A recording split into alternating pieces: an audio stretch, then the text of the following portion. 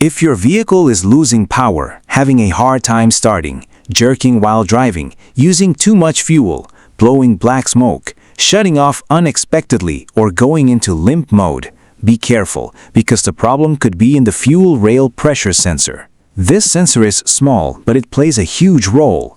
It tells the engine computer how much fuel pressure is inside the rail. If it sends a false signal, the ECU may inject more or less fuel than the engine actually needs, and that is when the problems begin. Long crank, lack of power, rough idle, poor acceleration, smoke, fuel pressure-related trouble codes, and even symptoms that look like a bad fuel pump or bad injectors. That is why, before replacing expensive parts, in this video I'm going to show you the most important tests you can do with a multimeter. And at the end, we are going to confirm the diagnosis with a scan tool using live data. First, we need to understand how this sensor works. On most vehicles, the fuel rail pressure sensor has 3 wires, a 5-volt reference from the computer, a sensor ground, and a signal wire that goes back to the ECU.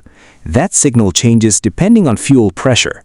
Normally, it may be around 0.5 to 1 volt at low pressure, and it can increase up to about 4.5 volts as pressure goes up. The first test is a visual inspection. Check the connector, the pins, and the wiring harness carefully.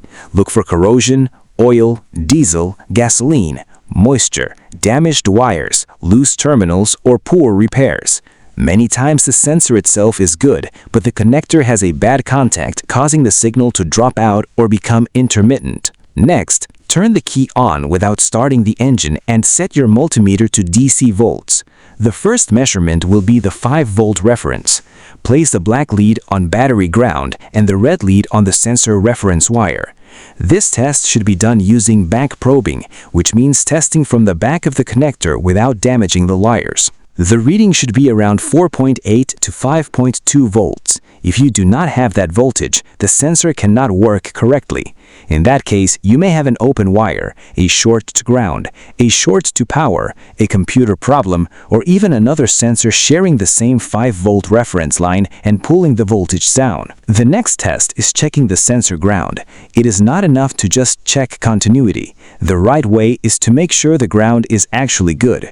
With the key on, measure voltage drop between the sensor ground and battery ground.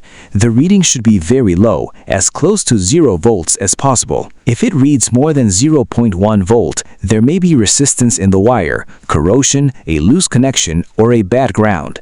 A poor ground can change the signal and make the computer read false fuel pressure. Now let's test the sensor signal. With the key on and the engine off, place the black lead of the multimeter on battery ground and the red lead on the signal wire.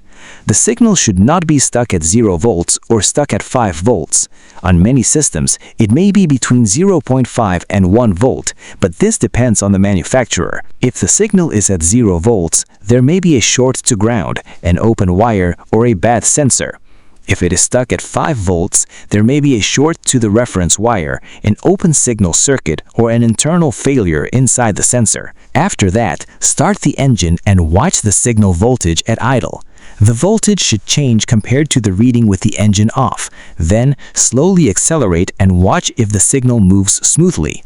It should not stay frozen, jump suddenly, cut out, or drop for no reason. If the voltage does not change, the sensor may be bad. The system may not have real fuel pressure or a wiring problem. Another very important test is the wiggle test.